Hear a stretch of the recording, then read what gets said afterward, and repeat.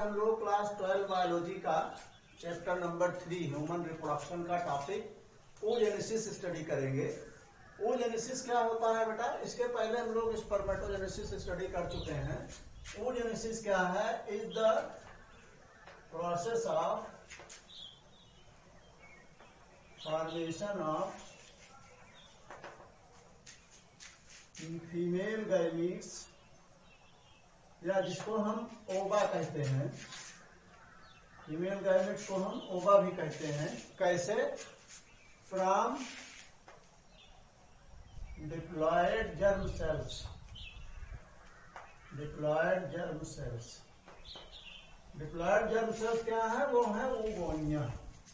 तो एक्चुअली क्या होता है कि एम्ब्रियोनिक डेवलपमेंट के दौरान ही, ड्यूरिंग द एम्ब्रियोनिक डेवलपमेंट, जब फीटस का मतलब गर्भ चाइल्ड का डेवलपमेंट होता है, उस समय एम्ब्रियोनिक स्टेज में ही उसकी ओवरी में इनका जो है फॉर्मेशन हो जाता है। इसके बाद कोई भी ओवा ना तो जो है बनते हैं, मतलब चाइल्ड का जब बर्थ हो जाता है तो उसके बाद ना तो कोई ओवा बनते हैं और ना ही उनका उसमें मतलब ऐड होता है अलग से। तो इसकी जो है जो प्रोसेस है बनने की, वो क्या है? मतलब उस प्रोसेस को हम 3 सब प्रोसेसेस में या सब हेडिंग्स में डिवाइड कर सकते हैं, फेजेज में। मतलब उनको हम फेजेज कहते हैं। तो सबसे पहली है multiplication phase.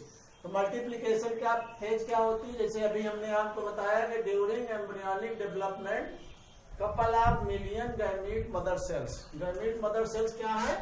These are the oogonia are formed। मतलब ये बन जाती हैं, कहाँ बन जाती हैं? In each ovary of the foetus. मतलब ये फीटल ओवरी के अंदर होगा। This process is happening inside. तो फीटल ओवरी के अंदर क्या होगा कि couple of million gamete mother cells यानी oogonia का फॉर्मेशन होगा हर ओवरी में। इसके बाद कोई भी oogonia ना तो बनेंगे and neither will be added in this oogonia।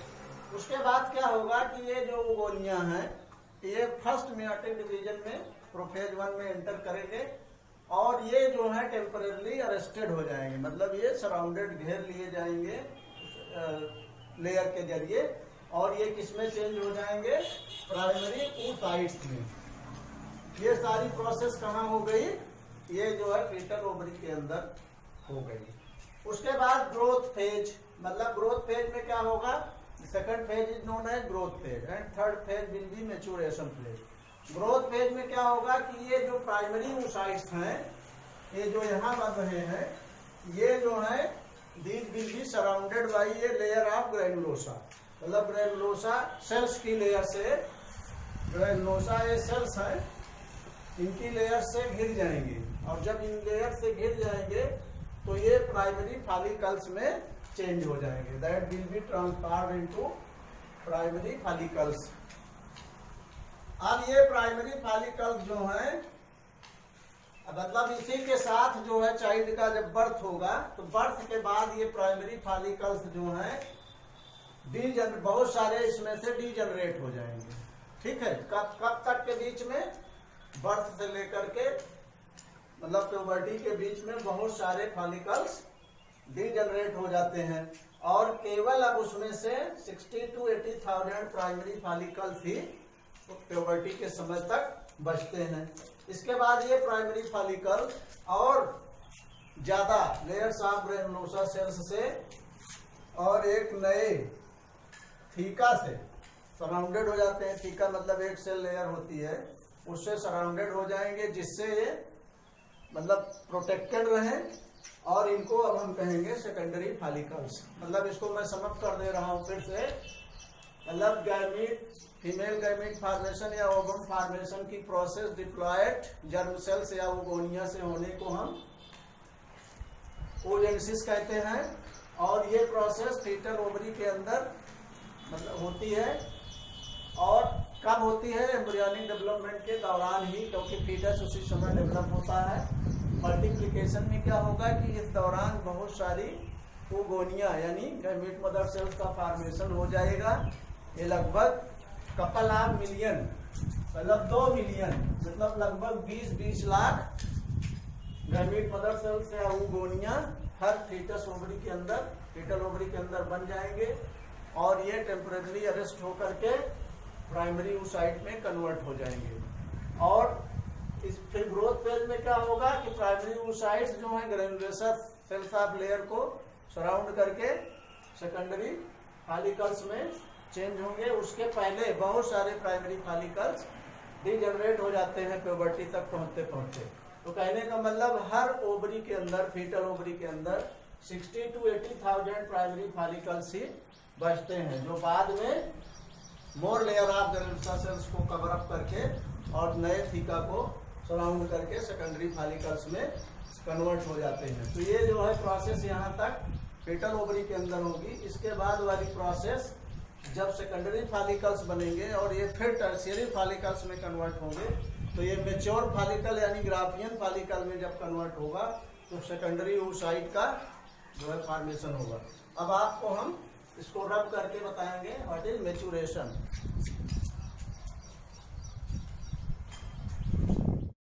Maturation phase में क्या हुआ कि जो प्राइमरी oocytes हैं वो तो जो है ऑलरेडी बन ही चुके हैं। जब क्या कहते हैं oogonia चेंज हुई है प्राइमरी oocyte में, जब ये अरेस्ट टेम्पररी अरेस्ट हो गई हैं, मतलब प्रोफेज 1 के फर्स्ट मियोटिक डिवीजन के प्रोफेज 1 में जब एंटर किए थे। अब जो सेकेंडरी फॉलिकल्स बने हैं, जो मोर ग्रेनुलोसस लेयर ऑफ सेल्स को सराउंड करके और न्यू थीका को सराउंड करके बने हैं, वो अब उनका ट्रांसफॉर्मेशन किसमें हो जाएगा? टर्शियरी फॉलिकल्स में। और टर्शियरी फॉलिकल्स जो है अब किसमें कन्वर्ट हो जाएंगे? ये जो है मैच्योर होकर के ग्राफियन फॉलिकल्स में कन्वर्ट हो जाएंगे, या कन्वर्ट टर्शियरी फॉलिकल जो है मैच्योर होकर के ग्राफियन फॉलिकल में कन्वर्ट हो जाएगा। उसके पहले आप ये समझें कि जो प्राइमरी oocyte है वो साइज में ग्रो करेगा, और साइज में ग्रो करने के बाद फर्स्ट मियोटिक डिवीजन के बाद ये सेकेंडरी oocyte बनाएगा।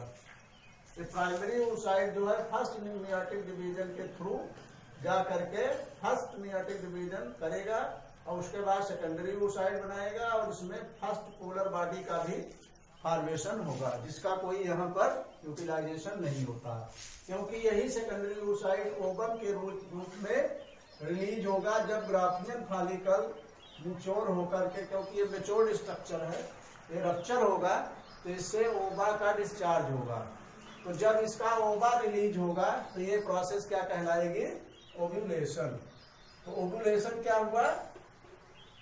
Ovulation is the process of release of, or you can say process of releasing of ova from the matured graphian follicle, मतलब matured graphian follicle and by its rupturing, जब ये rupture होगा। तो इसके बाद जो है सेकेंडरी oocyte का बन गया यहाँ पर, कहाँ पर? यहाँ, मतलब जब फर्स्ट मियोटिक डिवीजन होगा तो फर्स्ट पोलर बॉडी बना, उसके बाद Graafian follicle, tertiary follicle Graafian follicle में कन्वर्ट हुआ, इसका रप्चर हुआ तो ओवम का रिलीज हुआ, और ओवम का रिलीज हुआ बाय प्रोसेस ऑफ ओव्यूलेशन, और यहाँ पे सेकंड पोलर बॉडी का भी फॉर्मेशन हो गया। तो अब ये सेकंड मियोटिक डिवीजन के दौरान होगा। तो इस तरह से oogenesis की प्रोसेस कंप्लीट होती है। ये सारी प्रोसेस जो है एट प्यूबर्टी होगी, ओव्यूलेशन प्यूबर्टी के बाद होगी, और oogonia का फॉर्मेशन और प्राइमरी oocytes का फॉर्मेशन जो है वो फीटल ओवरी के अंदर हो जाता है, जिसमें बहुत सारे प्राइमरी फॉलिकल्स हमने बताया कि डीजनरेट हो गए रहते हैं ऑलरेडी प्यूबर्टी तक पहुंचते पहुंचते, मतलब जैसे लगभग 2 मिलियन प्राइमरी फॉलिकल्स बन रहे हैं हर ओवरी के अंदर, लेकिन वो प्यूबर्टी तक आते आते केवल 60 to 80,000 ही बचते हैं हर फीटल ओवरी के अंदर, मतलब हर ओवरी के अंदर, हर मतलब क्योंकि एक पेयर ओवरी होती है प्यूबर्टी के दौरान, या जो है बच्चे के बनने के समय ही, और आज मतलब पूरे जीवन वही रहता है। तो ये प्रोसेस मेरा ख्याल है आपके समझ में आ गया होगा। नेक्स्ट वीडियो में हम लोग मेंस्ट्रुअल साइकिल स्टडी करेंगे। Thank you.